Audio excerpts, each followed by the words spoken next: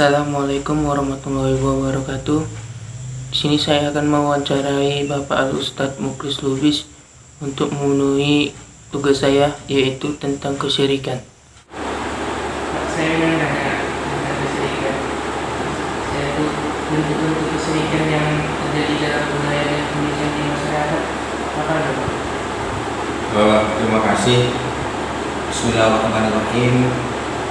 Saya akan coba menjawab bentuk-bentuk kesyirikan yang selama ini ada dan memudaya di tengah-tengah masyarakat, yang mereka menganggap kebudayaan atau adat istiadat yang mereka lakukan itu dianggap sebuah kebiasaan, padahal syirik dalam arti menduakan Tuhan itu tidak boleh, bahkan dilaknat oleh Allah SWT dan dianggap dosa yang paling besar dan dosa yang tidak diampuni oleh Allah. Di antaranya yang pertama, memberikan sesajian atau bebungaan atau bingkisan makanan kepada tempat-tempat yang dianggap keramat.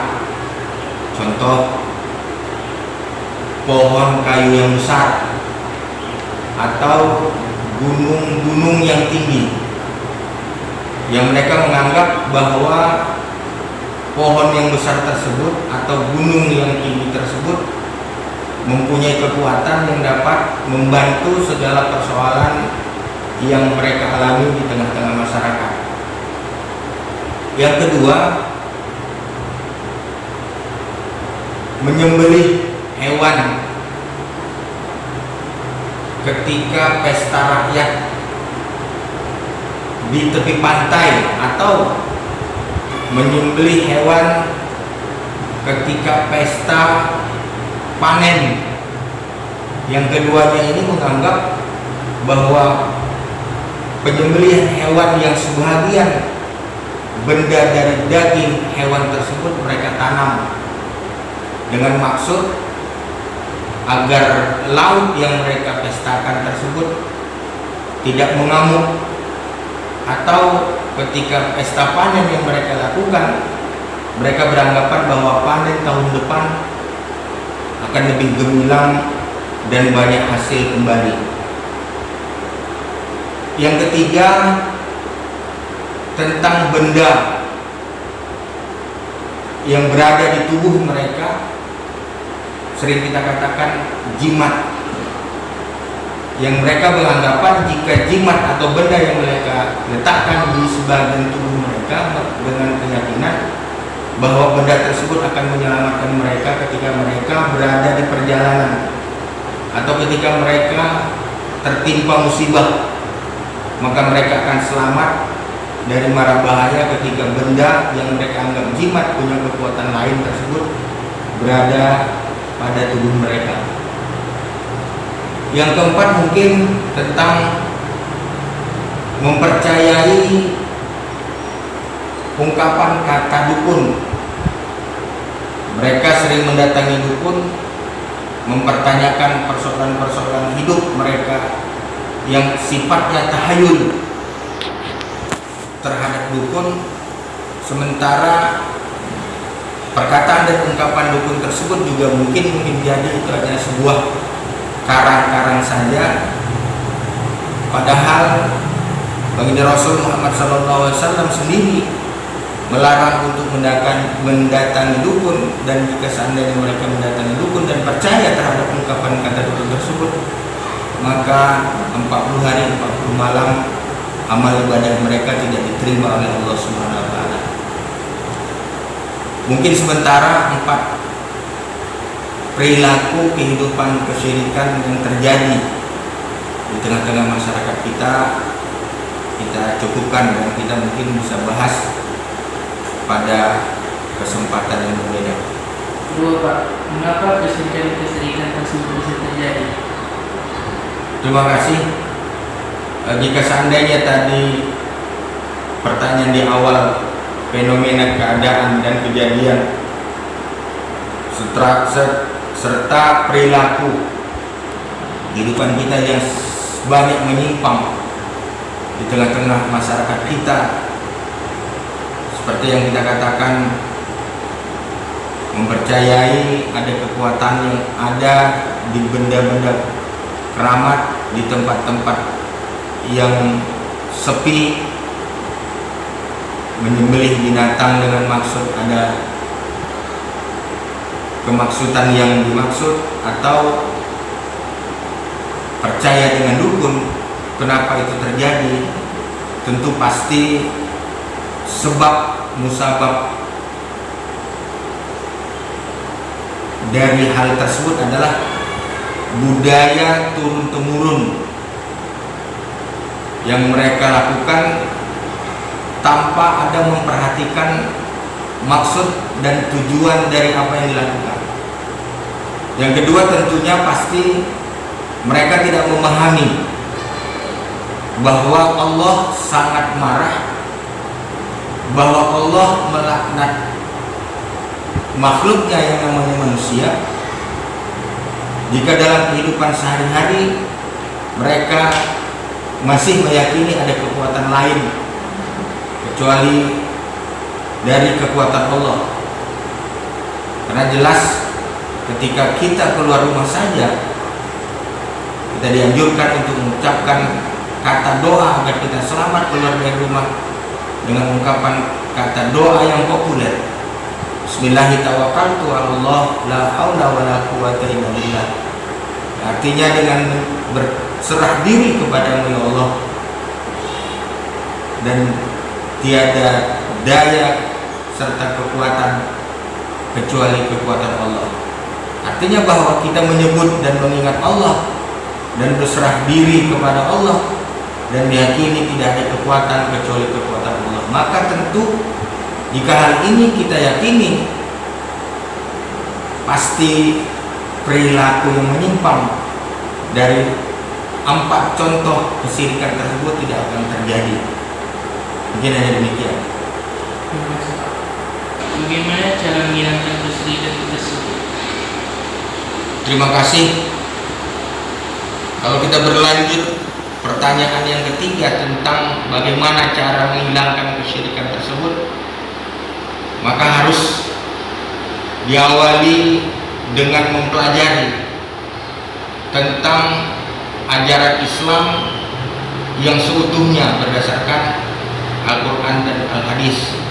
Karena baginda Rasul katakan dalam hadisnya, taraktu fikum amroini lan tadillu bima tamassaktum bihima, kitab Allah wa sunnata Rasulillah.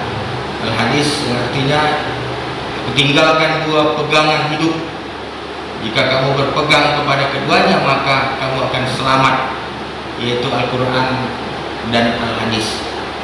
Jika seandainya dalam sebuah tindak tanduk perbuatan kehidupan kita harus memilih dan melihat berdasarkan Al-Quran dan Al-Hadis, maka tentu perbuatan-perbuatan yang menyimpang, yang tidak sesuai dari sunnatullah dan sunnatul Rasulullah, tentu pasti tidak akan kita perbuat. Mungkin hanya demikian. Terima kasih, Pak. Selanjutnya, Pak, apa bahayanya Nabi dalam kehidupan? Terima kasih. Tentu pasti banyak bahaya dan kerugian bagi siapapun mereka yang melakukan kesyirikan, melakukan perbuatan yang tidak sesuai dengan syariat Islam. Sebagaimana Luqman menasihati anaknya dalam suatu ketika, dia katakan dan termaktub diabadikan oleh Allah di dalam Al-Quran dengan firman-Nya, ya bunayya la tusyrik billah inna syirka la zulmun azim. Al-ayat, wahai anakku, janganlah engkau berbuat syirik, sesungguhnya syirik adalah perbuatan yang sangat jelek dan perbuatan yang sangat sesat. Begitu juga dengan firman Allah di dalam surah Al-Kahfi ayat yang terakhir. Allah katakan, faman kana yarju liqa'a rabbih falyamal amalan sholihan wa la yusyrik bi ibadati rabbih ahada. Al-ayat, artinya barang siapa yang ingin berjumpa dengan Allah, maka hendaklah dia beramal, beribadah dengan ibadah yang baik, dan janganlah mensyirikatkan sedikit pun kepada Allah ketika beribadah kepadanya. Ini menunjukkan bahwa Allah tidak ingin sedikit pun diduakan, dan jika hal itu terjadi di antara kita bagi mereka pelakunya, maka dosa dari syirik tersebut tidak diampuni oleh Allah Subhanahu wa taala. Kendati pun dia bertobat dan menyesali semua perbuatan yang ia lakukan tersebut, sekali lagi Allah jualah yang akan menentukan apakah taubatnya diterima atau taubatnya tidak diterima. Artinya bahwa ketika tidak diterima taubat seseorang yang berperilaku syirik, berbuat syirik, maka segala amal ibadahnya yang pernah ia lakukan pasti ditolak oleh Allah Subhanahu wa taala. Dan jika seandainya taubat orang yang berbuat syirik tersebut diterima oleh Allah Subhanahu wa taala, dan ketika ia yakin semua doa tentang kesyirikan diterima, maka dia harus meyakini ke depan perbuatan yang syirik yang pernah dia lakukan ia jauhi dan dia tidak berbuat kembali. Mungkin demikian sementara jawaban dari kami. Terima kasih Pak atas jawaban dari pertanyaan yang saya berikan. Semoga bermanfaat bisa saya pelajari, saya kembangkan. Semoga seterusnya bisa juga saya berikan manfaat kepada teman-teman saya. Karena belajar itu tidak ada putus-putusnya. Kalau saya katakan betul bil ilma minal mahdi dan lahdi, menimba ilmu dan buaya sampai yang akan. Terima kasih. Syirik dan bahayanya. Pengertian syirik. Secara bahasa, syirik diartikan dengan memalingkan suatu ibadah kepada selain Allah, baik dalam bentuk perkataan maupun perbuatan. Secara istilah, syirik diartikan dengan menjadikan sesuatu sebagai tandingan bagi Allah dalam rububiyah Allah atau perbuatan Allah, uluhiyah maupun dalam asma wa sifat, atau menyamakan sesuai dengan Allah. Padahal hal-hal yang merupakan kekhususan bagi Allah, seperti berdoa kepada selain Allah, bernazar kepada selain Allah, berkurban kepada selain Allah, dan sebagai berikut. Kerusakan dan kemudaratannya. 1. Menghinakan sifat manusia. 2. Syirik merupakan kezaliman yang besar. 3. Syirik merusak atau menghapus amal. 4. Syirik sebab kekal di neraka. 5. Syirik sebab dihalalkan darah dan harta. 6. Syirik pemecah belah umat. Saya akan menganalisis hasil wawancara saya, yaitu tentang kesyirikan. Dan saya akan mengambil satu contoh, yaitu memakai gelang dan benang penangkal. Dan Imran bin Husain bahwasanya Rasulullah SAW melihat pada tangan seseorang sebuah gelang. Saya kira ia berkata dari tembaga. Lalu beliau bersabda, "Celaka kamu, apa ini?" Ia menjawab, "Untuk menjaga diri dari penyakit wahina." Beliau bersabda, "Ingatlah, ia tidak menambahmu selain kelemahan. Buang jauh benda itu darimu. Sesungguhnya jika kamu mati dan benda itu masih ada padamu, kamu tidak akan beruntung selamanya." Habis riwayat Ahmad dan Ibnu Majah.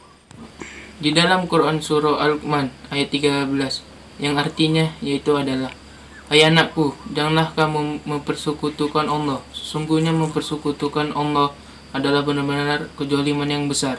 Menyekutukannya kerana itu merupakan perbuatan syirik, yakni kezaliman terbesar. Ini merupakan pelajaran pertama yang harus ditanamkan kepada anak agar mereka selamat dan tidak mencampur adukkan keimanan dengan syirik dan dapat membuat Allah murka. Janganlah kamu syirik kepada Allah Subhanahu wa taala, karena kesyirikan itu adalah kezaliman yang sangat besar dan sangat dibenci oleh Allah Subhanahu wa taala.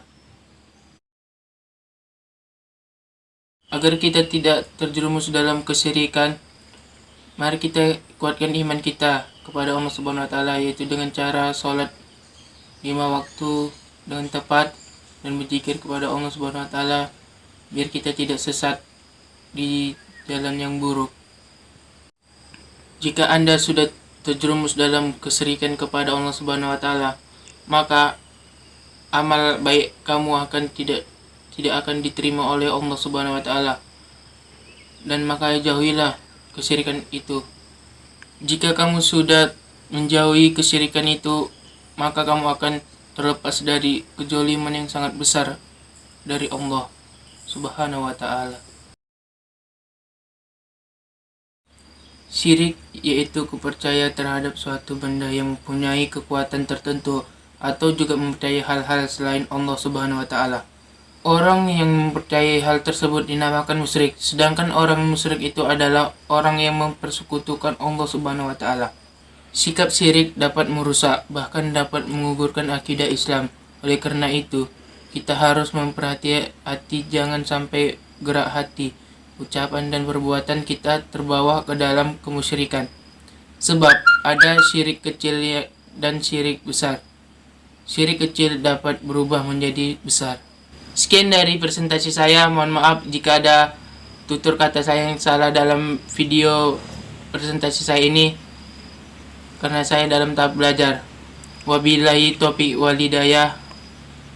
Assalamualaikum warahmatullahi wabarakatuh.